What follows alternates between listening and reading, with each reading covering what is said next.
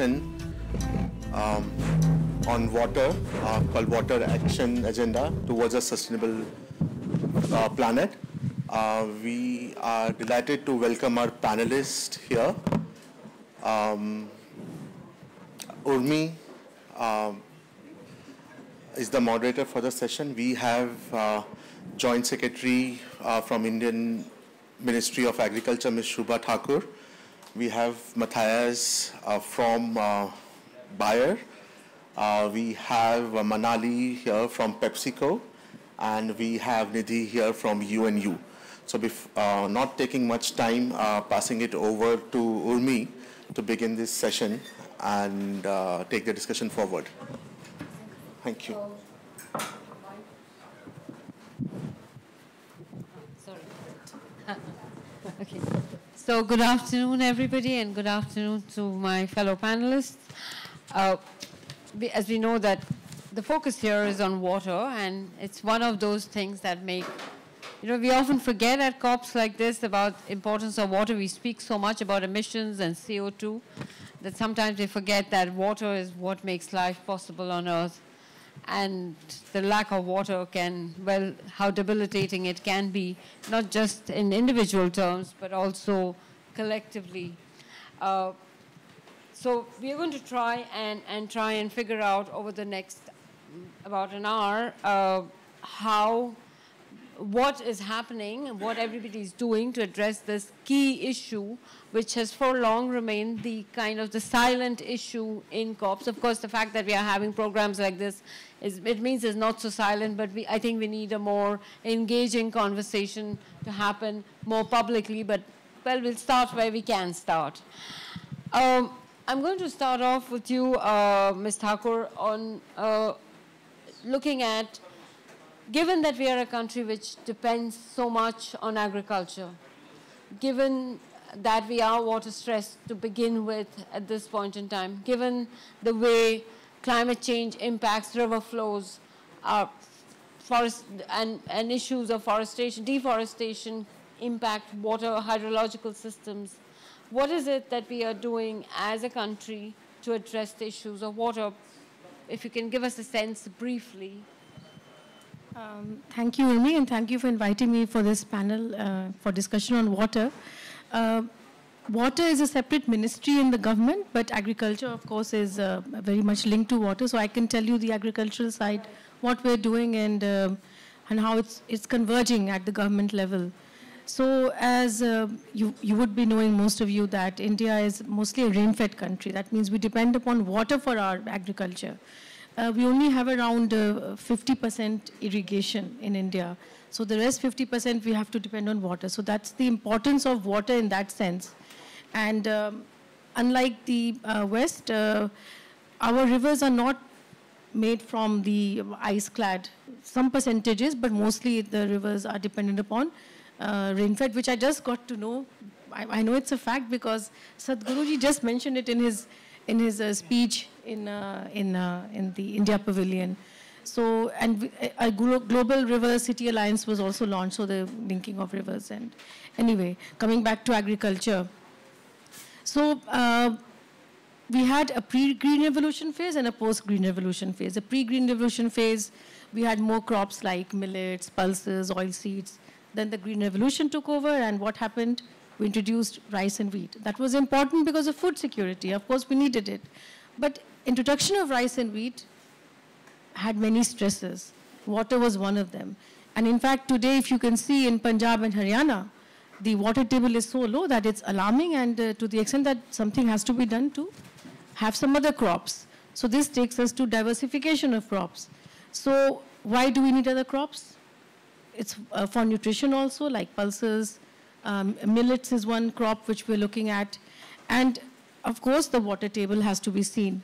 So what are governments doing across the state governments across India? What is the central government doing to ensure that we have the right amount of water and the right crops also?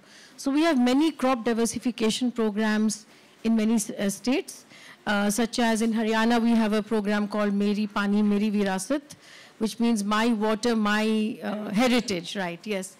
So state governments are giving incentives to farmers. They are giving extra money to farmers to diversify from crops away from water guzzling crops such as rice and wheat.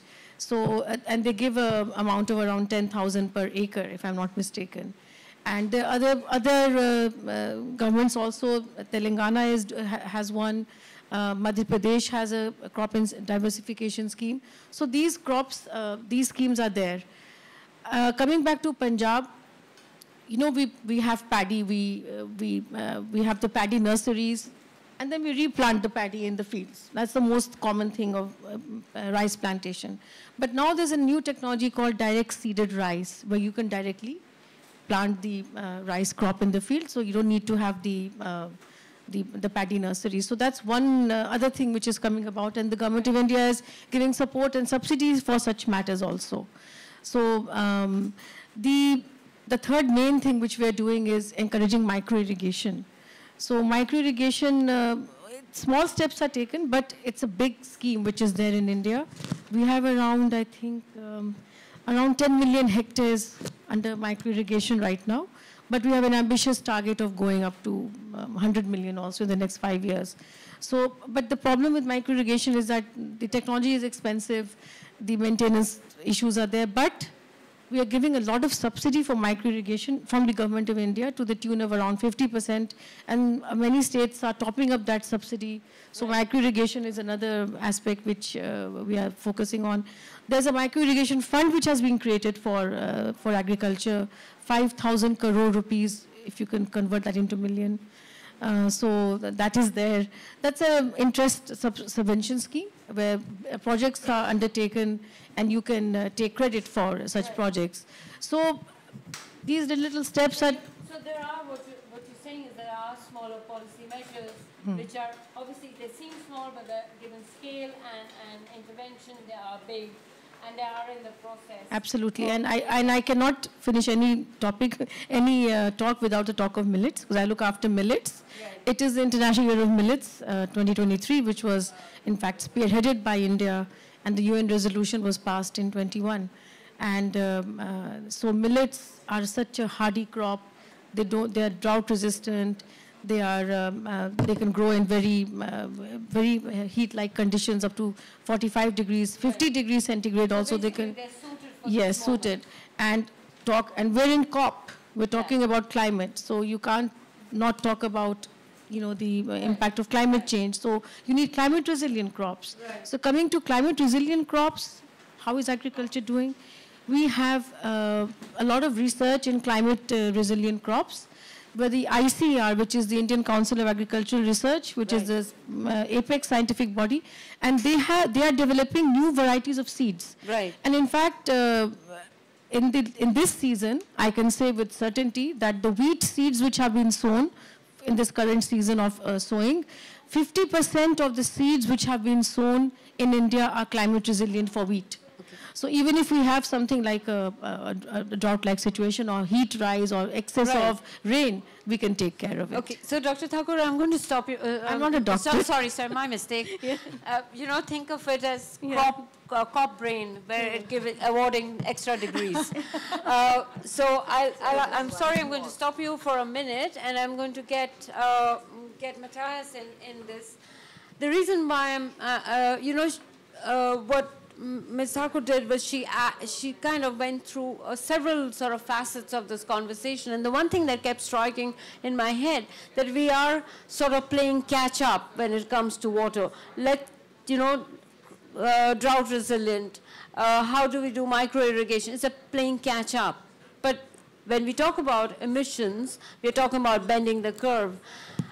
How do you see this conversation going? Do you think that we should be talking in terms of bending the curve, and when it comes to water also? And how do we do it? And where do you think industry and government can work together? First of all, am I asking the wrong question?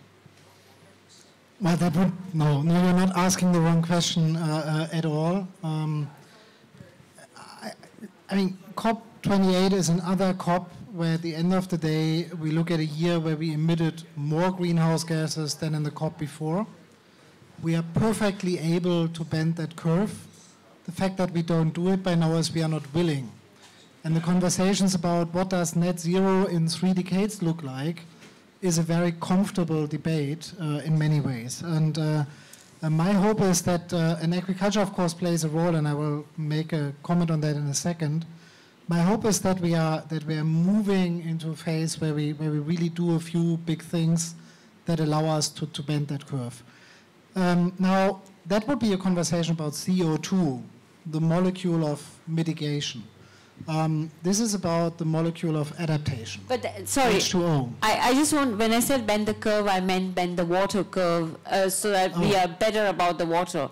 Okay. That's what I meant, not, So, I mean. Yeah, no, but I think that in many ways, this is connected, because we will not be able to ensure a sufficient water supply for agriculture if we don't make progress on mitigation, and if we don't, if I may say, stop and curb the loss of forests. Yeah, so that's the blue water and green water component. Green water, water originating in nature. We have a drought in the Amazon right now as a result of a very extreme El Nino event, which is a good example. Without rainforests, you won't have rain. The rain in Burkina Faso originates in East Africa. So you basically have those green water, blue water connections. Now let's talk about, and Shubha, I'm really glad you talked about the direct seeded rice. Something we are extremely passionate about. We had the first UN high-level conference on water just this March in New York. And it was the first UN high-level conference on water since I entered primary school, which is, as you can tell, quite a long time ago. It's 1977. So this is madness. Yeah? Water is the most important molecule we need to talk about, and we somehow can't find the UN conversation. However, in Sharm el-Sheikh, we decided adaptation is the topic. Yeah? We need to focus more on adaptation. Now, dry-seeded rice is that you get 3 for 1. So first of all, you get the adaptation. You're allowed to produce rice with less or more crop per drop. Yeah? We have done field trials this year on dry-seeded rice. And you have to do it on irrigated rice, yeah, in order to really get data. You can save 30, 35%, in some places 40% of water and get the same yield. So we are able to do this. One of the challenges is the access side of things. We have to scale things up. But what rice also contributes to, paddy rice production, is of course methane emissions. Is it 7%? Is it 10%? Any case, it's a lot. Yeah? And dry-seeded rice has significantly less methane emissions. So if you scale up direct-seeded rice in a way that is accessible for smallholder farmers, you solve for mitigation, for adaptation, and on top of that, for access. Right. And this is not like, it's one of the most important crops where we need to demonstrate that we actually can pull this off. Okay. Thank you so much. I'll now move to Manali, and I was wondering if, sorry, I know I should have done a thing of the seating. Sorry, my mistake. You know, as a company, the fact is that we see increasingly companies stepping up and saying they're doing certain things. There's also a great deal of skepticism that comes with it, maybe naturally, maybe not naturally, but there is. In terms of, but the truth is that you cannot function as a company if you're not within what are the planetary boundaries. I mean, they're as important, I mean, not just as human beings, but as entities. And I'm wondering if you'd give us a sense of what PepsiCo is doing in terms of the planetary boundaries in a very sort of short sense so that Absolutely. Thank you. Let me just give you a quick picture about PepsiCo. You know, large company across 160 countries almost. But more importantly, we are an agricultural company. If you think about our product, 60% of our product portfolio is potatoes, and snacks made out of agricultural produce. Given that, we have a very big ambition of being net water positive by 2030, and we've taken significant amount of efforts on this water journey. And I'm very proud to say about India, actually, Joint Secretary just spoke about a lot of different things which we're already doing in India. Firstly, we work through 25,000 smallholder farmers in India, and with the support of Bayer in many of our projects, we have developed seeds which are very water efficient. Yeah, that's number one, giving access to our farmers to water efficient seeds, helping them understand practices that they can do to reduce the water that they use. Thirdly, the drip irrigation and micro irrigation. We've worked with several states and the funding to ensure that our farmers get the access to the right technology, can get help in installing those in their fields. And all of this has resulted in a 15 to 17% decrease in the water usage on farms in the last 4 to 5 years, which is significant. And then we do a tremendous amount of work in the 44 high water risk areas and plants that we have across our region, which is Africa, Middle East, and Asia. We do a lot of work on alliance and with water stewardship and help communities build ponds and take care of those ponds. It's not just a one-time thing, but we maintain those ponds. And proud to say that in this region and in India, we are completely net water positive, and we replenish 100% of the fresh water that we use. It's tremendous progress and more to come from us.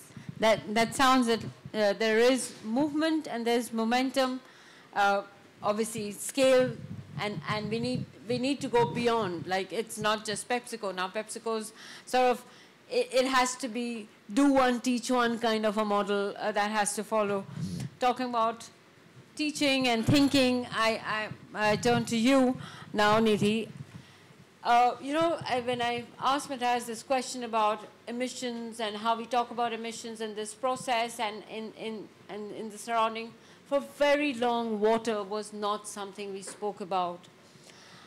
Are we seeing a better understanding of how, the conversation that happens, the decisions that are taking place just, I would say a few kilometers, but actually it's not so, away, are actually sort of bringing us face to face with, is there a practical sort of, correlation happening? Are we more serious about the issue of water, given its centrality in our lives within this conversation on climate change? Thank you, Urmi. And I'm going to first set some facts. They are very depressing facts about water crisis and how people in communities around the world are being subjected and exposed, increasing their vulnerability to water stress. Okay, 3 of them, and there are millions. First, 1 in 10 people around the world today face water crisis of some sort. Too much water, too less water, drying, floods, or other kind of water-related exposure. There are problems of availability. If what is available, then accessibility. And if what is accessible, then is it acceptable quality? So these are some fundamentals. Coming to another data point, 1.8 billion people is projected by 2025 to be under some kind of water stress, both in the developed world, emerging economies, and the developed world. So water crisis is a global crisis. It's just not divided between global north and global south. I'm sure that we have our panelists from Germany, and the river flow in German rivers this summer was a cause of concern for the food security, for the energy security, for even the cultural security. Data point 3, in some countries, and where they still need a helping hand to be water secure. I'm talking about Africa in particular. Still, in rural Africa, a woman has to walk an average of 4 miles to fetch 40 pounds of water. And this is something we as the humanity we have to bridge this through science, through innovation, through policies, actions, and agendas, integrating them. Take the interface between water security and climate security. That's where the niche is. We are here at COP. Perhaps we need to reposition water. And as you mentioned, after 50 years, we had this UN Water Conference in the March of 2023 to reposition water in this again and to emphasize how we have progressed in Sustainable Development Goals 6 in particular, but how also water features in other Sustainable Development Goals, for 13 in particular, as we talk about climate context in this room. But let's relook into SDG 16 and 17.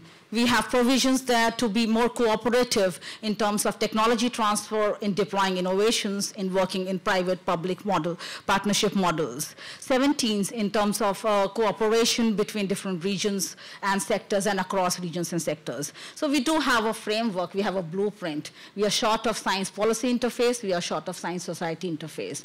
And that's where, as a UN agency, we try to bridge those gaps by working with multiple stakeholders and other groups that are interested in creating a water-secure world for all. Thank you so much, Nidhi. I have a question for Matthias and for Manali.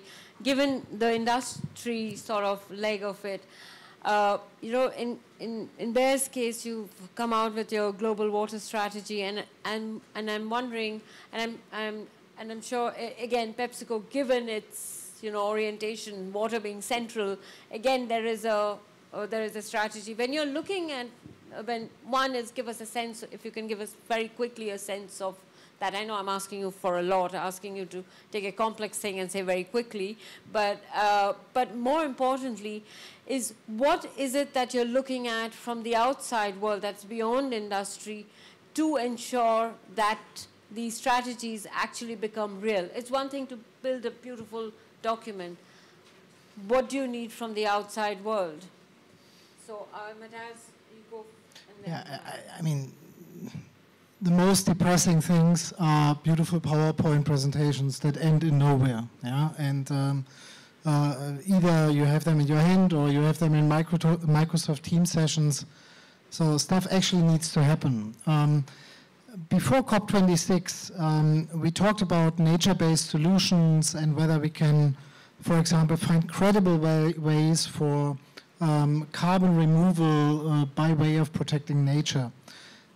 It took us 2 COPs and a bit to finally sign the first contracts of these kind of carbon removal credits that do not smell like greenwashing detergent, yeah?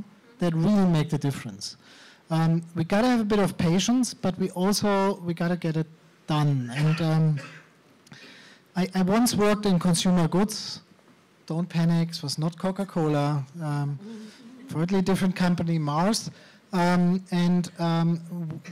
have a good feeling for the problems you have when you are PepsiCo. Because you have a footprint, you have a huge responsibility that comes with your footprint, but you need partners to reduce the water footprint, the carbon emission footprint. And the key to resolve that is we need to work closely together. We do that a lot, yeah, and it helps also. I have a lot of friends at PepsiCo, a lot of Stevens, by the way, in your team. But it's so fantastic to see when we work together, and we work together with the farming communities being in the center of this collaboration. This old debate that we define rules and then certify farmers who follow the rules, it rings hollow. I mean, these smallholder farmers operate in an increasing climate crisis. They don't need rules and regulations. They need some very tangible support. And when we do that together and then work together with the government, there's a lot of great seeds. You spoke about your wheat seeds in India that government can also provide. When we all coordinate our activities, then smallholders stand a chance to have a better livelihood. And we stand a chance to meet the commitments we make at these kind of COPs, yeah? Reduction of carbon emissions, right, more water efficiency, or be it what it is. And that's a bit the mechanism.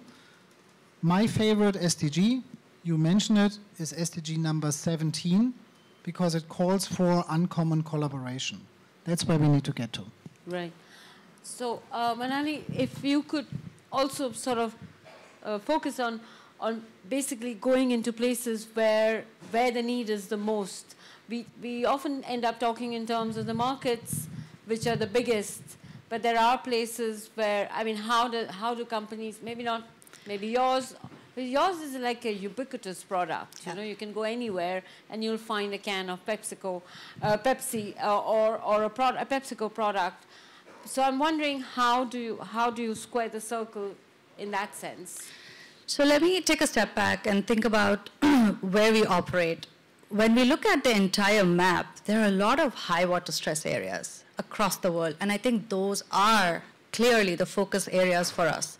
Despite them not probably being the markets of today, like half of Africa is a market for tomorrow. And of course, India, the growth that India presents is critical for growth of FMCG companies, but with the nature stress that we are going through, we have to be community stewards, great community stewards, and ensure resilience of those communities that we operate in.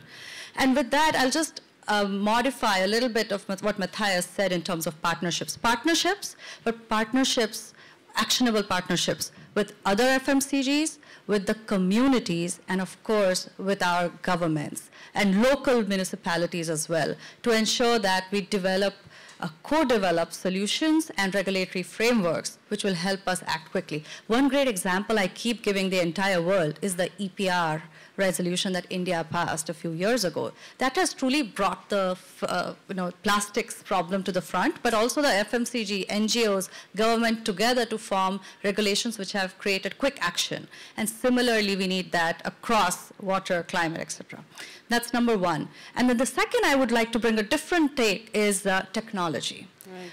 Indian mines are honestly some of the best that we've seen around the world, and we have very nifty and very innovative products coming out of India. So ensuring that we give the entrepreneurs, micro-entrepreneurs the chance and scale those solutions, that would be a huge lift and shift kind of mindset for companies like ours. When it comes to water recycling system in our manufacturing plants, it takes still about $3 to $4 million to invest for simple water circulation. But when I do similar projects in India, for example, the potato is 80% water. What we now do is when we fry the potato, we capture the steam, and then we recirculate that condensed steam. And that project came out of nifty engineers from India. Right. So fantastic innovation like that is coming in the country. I think we need to scale it up at a much larger scale. Okay. Ms. Thakur, I asked both Matthias and Manali to speak in terms of partnerships that went beyond industry, beyond their industry or beyond their companies. I'm going to ask you about a partnership of a different kind, because you're talking about water. We're talking water in the age of climate change. One of the things we see across governments, definitely in developing countries and definitely in India, is a sense that every unit works as a silo. It's almost like we need a manual for partnership within government. How do you, if it's only a notion that we on the outside have, how do you break that notion? And, and if it's not a notion, then where do you think we should be going next? No, I hear you, Urmi. That is a general conception about governments, that we work in silos. But I can tell you we have coordination at the cabinet secretary level, which is the highest bureaucrat in the country, which is called Committee of Secretaries. So any problem which crosses 4 or 5 departments is discussed in that committee. And I can tell you it is a very robust working mechanism. And I can just give you one example. Agriculture. We have a committee of secretaries which includes Food Ministry, Agriculture Ministry, Commerce Ministry, and Consumer Affairs. How are these linked? We produce the food, food distributes the food, Consumer Affairs gives it to the consumers. So while the farmers want high prices, the consumers want low prices. So what do? So we sit in a committee and we discuss the pros and cons and how to, because if, and let me just explain, you must know this. If there's a crisis in Brazil or Argentina, we're not getting enough sunflower oil or whatever, then there's an edible oil crisis in the world and India has to import from some other place. The oil prices rise. Duties have to be imposed or whatever. Similarly, if there's an El Nino effect in India and there's less wheat, less rice, we provide a lot of food security to the world. So there's less wheat and rice coming to UAE. And governments are asking us for all that. So this committee discusses all these types of problems. This is just one committee I'm talking about. But we have one very important coordination which is happening is with the Namami Gange, the water ministry. Right. We are working together to have more forests, more orchards on the banks of the river Ganga. So there are many partnerships going on, and you may think that we work in silos, but it is actually not that. We work as a whole government. And that's not only on paper. It actually happens. I mean, that's why. That's the reason. No, sometimes perception becomes the problem, and it's not only Indian government. It's what Brazilian government is doing. It's what the USSR is doing. It impacts the whole world. Food security is as important as water. You know. Yes. And I see it every day when governments ask for wheat and rice, please lift the export ban on wheat and please lift the export ban on rice. I see it every day. And while I still have you here, I just wanted to ask that, you know, the whole sort of cross-subject, cross-discipline approach to climate change is something we are all growing into in some ways. Obviously, water, as all of you have very eloquently said, is critical to this.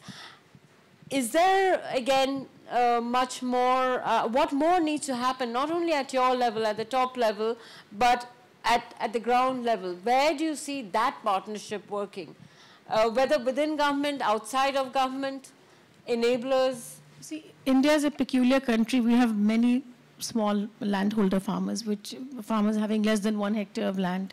Small and marginal farmers, we call them. So, like, the private sector is working with the consortium of farmers. So we also have farmer-producer organizations. Right. So because the landholding is so small, you can't have, you need to consolidate the land and get the best economies of scale. I mean, you need, it's good for mechanization, it's good for everything. A farmer-producer organization can be good for export or, so working at the ground level, what you mentioned is very important at the panchayat level. Right. And getting the right beneficiaries. The government gives a lot of subsidies, but is it going to the right person? Yes. So that type of mechanism has to work. So because India is a very fragmented landholding, so we need to have this kind of more mechanisms of this sort. And for this, both the private sector and the government has to play a role. The private sector does play a role. They have informal contracts, formal contracts. Yeah. But of course, in a developing country, more particularly, the government needs to, in any country, but more so in countries like ours, the government's lift is much heavier because obviously there are people who cannot afford or cannot get to those other solutions. So we hear you. Nidhi, you know, you've been listening to, you know, industry, you've been listening to government. I'm wondering, again, from an academic perspective, from a think tank perspective, what is it that you want both industry and government to focus on? Where is it? They're all doing things, and is the needle moving? Obviously not fast enough because the problem's growing every day. What needs to happen now? Okay, so let's start with the pledges that are made by the government, other stakeholders to the water agenda. And maybe also let's read the word water action agenda. That was a very big set of pledges made in March of 2023. And some of the parties who made those pledges are tracking it. Well, a crucial aspect in taking documents to implementation is the monitoring and evaluation process. Some institutions or agencies, actors have it in a good format, others are still catching up. So I think that's where a major gap and need lies. One more thing in bracket is that, well, water governance or water management, and I'm going to zoom out at a global level has sort of evolved, matured. It was a lot on demand and supply. We are moving beyond that notion. Is about, okay, we have a pot of water and the industry will get this percentage and agriculture and the municipal will get. So we just took water as some resource that we need to distribute according to a demand-supply equation. When when the first water decade, the UN initiated was in 2005. 10 years it brought all the stakeholders together, including the government and the non-state actors, to agree to something called water security. Because food security was easily plugged into the national agendas, energy security was easily plugged. What was wrong with water security? Because water security is not just limited to territorial boundaries. water is a cross-border subject, and some countries are very sensitive to cross-border negotiations. And that's what it took water so long to manifest the goals and the agenda that are set at the global level, and pledges are made by the governments to implement that in their national and subnational policies. That's point 2. The UN also agreed to have a dedicated placeholder for the water management, SDG 6, and in tandem, we launched something called the second UN Water Decade in 2018 to 2028. This is an additional push that water agenda is not lost. And in Sharm, as my co-panelist mentioned, the Egyptian Minister for the Water Affairs kept on emphasizing that COP27 is a water COP. And I think some fragments of it we also did here in COP28, but I think we need to reposition water from a policy coherence perspective, because water needs to be positioned in the food security agenda, in the energy security, also in the human security. Please note that because of water crisis, millions of people are either forcefully displaced or they don't have any income and livelihood generation, and especially in drying regions where there's too little water. Right. So clearly, I mean, water is a transfer issue, and more importantly, as she said, in this process we keep talking about CO2, but we forget often that water is that critical element that keeps us alive. Water is what makes the earth. I would like to open up the floor to questions. So while you're trying to figure out if you have questions and how to ask them, Matthias, I want to come back to you. And you know, as a journalist, I keep hearing a lot now about, you mentioned nature-based solution, regenerative agriculture. Given that water, again, water stress, you know, are central issues, can you give us a sense of, you know, where this conversation on regenerative agriculture is, both from a company perspective, but also in a broader perspective, and what needs to happen next again? I mean, and I'll come back to Shubha after that from a government perspective.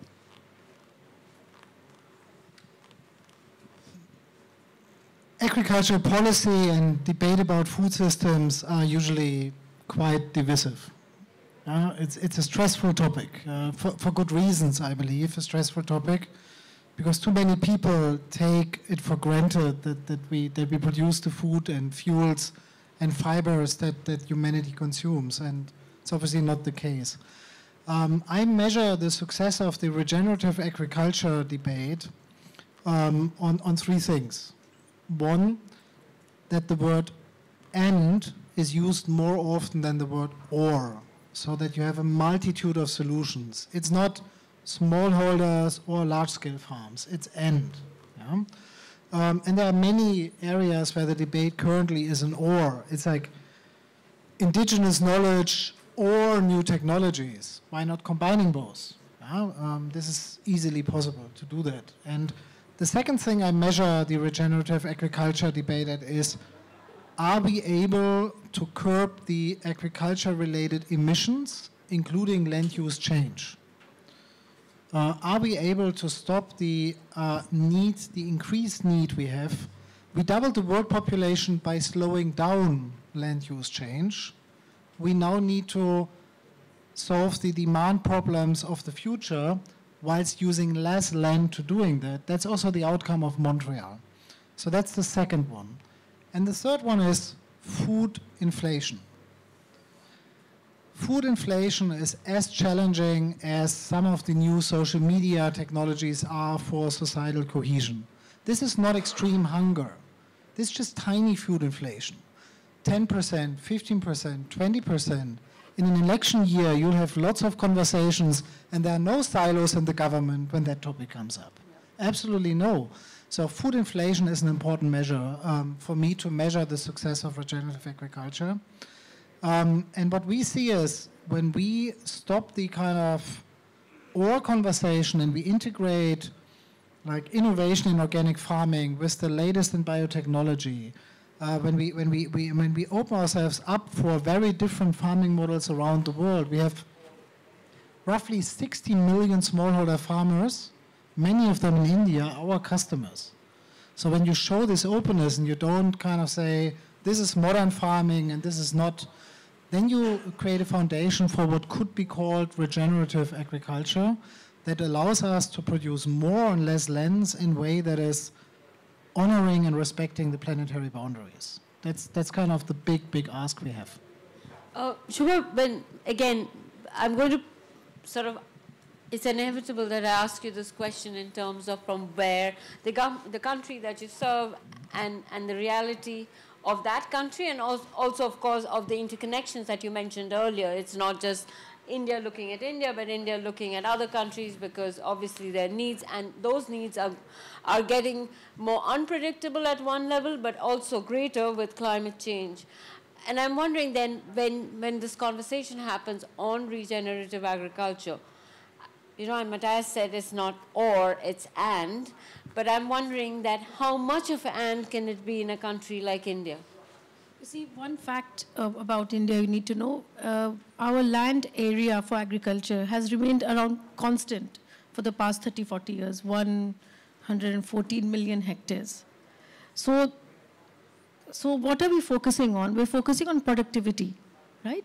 So we don't use GM crops in India. Some people argue that where there are GM crops, there's more productivity. So India has this policy of non-GM crops right now. So the land use remains the same. So we have to increase on better inputs, better extension, and focus on organic farming, natural farming, go back to the natural farming practices. So these are all the focus of the government right now. Okay. I was wondering if anybody has a question from the floor. If not, I will sort of use the moment to ask another question myself. Manali, again, coming back to another aspect of industry, I mean, and from that end, you know, there's no running away from climate change. It's getting worse. Matthias mentioned food inflation, the scary picture that comes with it, water stress, which Nidhi spoke about. What next? If you know, where should we, as a company, where do you see what next? What should be the focus? Keeping in mind that water, the issues of water are critical to virtually everything, particularly food, thirst. I think what next in my mind is action. Very aptly said here in Water Action Agenda. And one thing, as we step back, and if we look at the emissions profile, simply speaking about PepsiCo, 93% of all our emissions come from Scope 3 activities. So everything outside our boundaries. And where do they come from? 30% of them come from agriculture. 30% of them come from packaging, clearly because of the plastic usage, and 30% come from others. But the agriculture one, I think this is extremely important to start working up and downstream together with the partnerships that we just spoke about. And what next is action-oriented partnerships through ensuring that we are doing right by the farmers, by the communities, and transitioning towards greener sources to ensure that we actually show the progress. So that's in my... Okay. Nidhi, again, you know, the beauty of sort of looking from the edge at one level is the ability to have a very clear sight and also look at trends.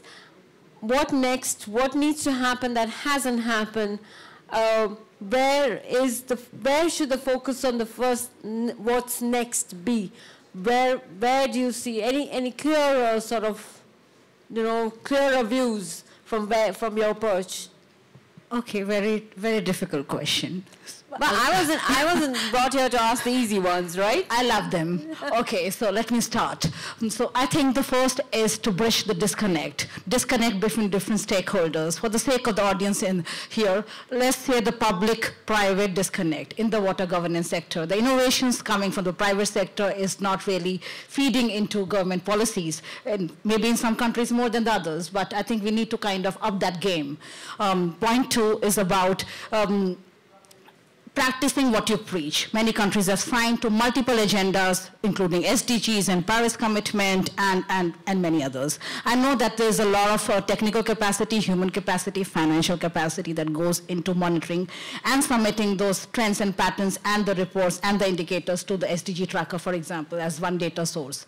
But I think something that goes along is also success stories, maybe cost-effective, cost-efficiency models from one country that can have potential for scalable operations in the other country. So I think these pathways are not just feeding numbers into some kind of Excel sheets.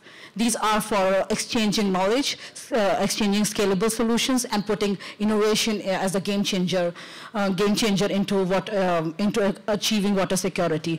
Another thing, maybe I'll highlight the circular economy session we had as a UN side event not many days ago, and we had a delegate from the government of India, Ms. Nandan, and she emphasized that the circular economy loops are also functioning in tandem. So sort of also bring those loops into water governance, into food security, into water security, so that these things are not hanging, but are synergized to form more coordinated collective effort for the water security of all. And there's a lot to say. I think we have good science. We have good intentions. We perhaps also have good political will. Should we assume that? So I think the only thing is perhaps the coordinated action. We are working in silos. We need more boosting to own the agendas that we sign to. And I think there is a lot of psychological tuning we have to do, because is as simple as this: water is life. We can't drink polluted water. We can't breathe in polluted air. These are fundamentals of life. Good quality of life is very central to the sustainability agenda that UN is steering. Matthias, in my what next for you, really, I'm trying to wonder, when you look at the world and you look at places where the crisis is already there, but the capacity is low, or the crisis will build up to a crescendo, what next? How do we deal with this water question in those situations, in coordination with, of course, the crop issue, the hunger issue, the food inflation issue? So we spoke about this UN high-level conference on water, and one of the decisions is that there will be a next large gathering, I want to say, in 2026. And one of the positive surprises is that the government of France and Kazakhstan decided to make water a topic at the next UN General Assembly. This sounds awfully like UN talk, but it's really important that we have these kind of events. I spent a lot of time with a woman that won 100 marathons in 1 year in the run-up for the last UN high-level conference on water. Her name is Meena Guli. She ran through India, was very well received. It was very inspiring to see the partnership there. And Meena and I, we are working on a book on water. Okay. And at the heart of it is, what is the structure for the solutions? And for me, the structure for the solutions is, you look at the 4 areas where water plays a role. We spoke about them: too much, too little, too polluted, and too hot. Like wet bulb situations, extreme heat for me is another one often not seen. And then you look at what an author, Andrew McAfee, called the 4 horsemen of optimism. So what are the 4 forces to really make meaningful change? And that is, we need capital, we need innovation, we need regulation, and we need participation or inclusion. So you get 16 beautiful boxes. For a German, that's perfect. You have your structure, and you can start to play around with that. But the beauty of the exercise is you have a fantastic map to find meaningful, scalable solutions. And I want to say I couldn't agree more. We need to coordinate this topic of capital, innovation, regulation, and participation. That's the key to make progress. We cannot be in sometimes not only silos, but also like contradicting activities. It's kind of, that coordination is a very important thing we need to do. This COP is an important event for that. The water event next year at the Global Assembly will be one. The World Bank is working hard at the moment to make sense out of it. And of course, 2026 will be a year where hopefully Mina doesn't need to run again 100 marathons in the run-up in one given year. I actually ran 2 times with her. For her, it was a walk. Yeah, so it was quite painful, and I didn't do a marathon. I couldn't have survived that. So, Ms. Thakur, you've heard everyone speak in terms of what next. My question to you is really, what is it that you think needs to happen to support the work that governments do? Not just Indian government, but basically any government would think. When you're looking at 2 members of industry, you're looking at somebody from academia. I hesitate to add somebody from the media, but on the whole, what is it that you think needs to happen to take your work to the next level? So I won't answer this like a government servant. No, definitely not. As a human being, we need to stop think only about profits and start thinking about the common man and who actually needs what. So, and work in that direction. And as government, what kind of support are you expecting from all of us? Look, like we have all these conferences and presentations and PPTs, do more action, I guess. And we need to have more dialogue amongst like-minded nations, which we do. Right. Which we do, but of course more action on the ground. More action. Yes. Look, food security was a big topic of G20 also. And right. We had a lot of discussions on that, a lot. It was quite sensitive, as Matthias mentioned. So, because everybody needs food. Yeah. Everybody. So, just need to start working together more and think about the common man and who actually needs what. Yeah. So, I want to thank all of you for your time here, and I hope it has been as useful to me, to everybody as it has been to me. And thank you once again for your time, all of you. Thank you.